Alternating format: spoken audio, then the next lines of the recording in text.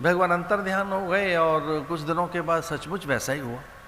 भयानक जलप्लावन, वृष्टि, अतिवृष्टि, अनावृष्टि, भयंकर वृष्टि, पूरे अंबर से जैसे मानो जल और केवल जल और थल बचा नहीं, दिशाएं दिखी नहीं।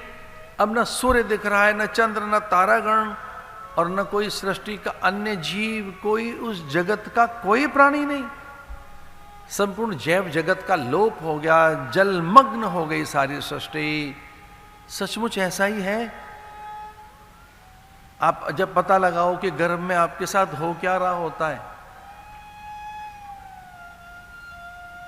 गर्भ में वीर्य छोटा तनिक सा एक बार का मनुष्य का वीर्य, उसमें करोड़ों करोड़ों करोड़ों जीवाणु, करोड़ों स्पर्म, एक नहीं करोड़ों, उनमें एक आप भी होते हैं।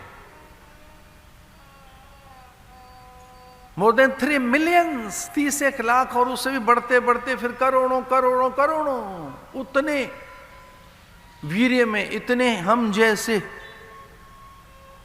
एक हम भी उसमें, और हम जैसे लाखों करोड़ों उस पानी में दौड़ रहे होते हैं, डूब रहे होते हैं, तैर रहे होते हैं, भाग रहे होते हैं, बचा रहे होते हैं खुद को अस्तित्व के लिए।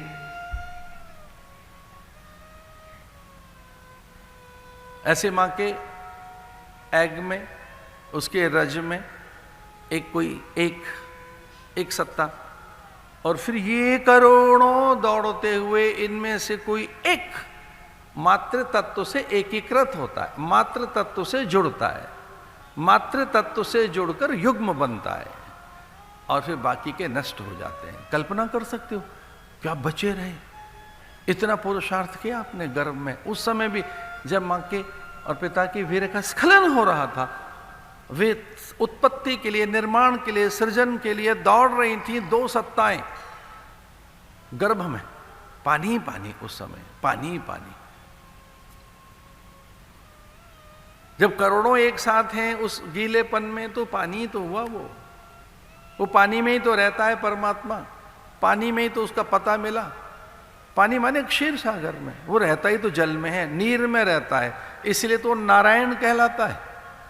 नारायण का अर्थ यही है जो नीर से जन्मा है। उसकी अर्धांगिनी भी नीर से ही तो प्रकट हुई, नीरजा लक्ष्मी जी समुद्र से ही तो प्रकट हुई हैं। तो समुद्र से ही तो लक्ष्मी का जन्म है, पानी से, और पानी में ही परमात्मा रहता है, पानी से ही हम पैदा हुए हैं, पानी पितरों को चाहिए, पानी से ही संकल्प होगा, पानी में ही नहाना है, पानी से ही पवित्र होना है। पानी माने जल। और कुंभ में कि आपाधापी स्नान की तो जल के किनारे, कुंभ में अग्नि के किनारे तो नहीं गए हम, अग्नि का सेवन करने, वायु का सेवन करने, धरती के लिए, हम तो जल के लिए कुंभ में जा रहे हैं। ये कुंभ के मेले किस लिए है? पानी के पास है। संकल्प किससे होगा? जल से होगा। स्नान जल से होगा, तर्पण जल से होगा, व्रत नियम जल से पूरे होंगे।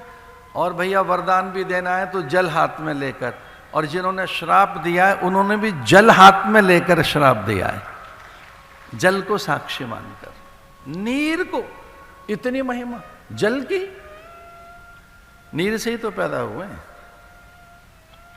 जल से।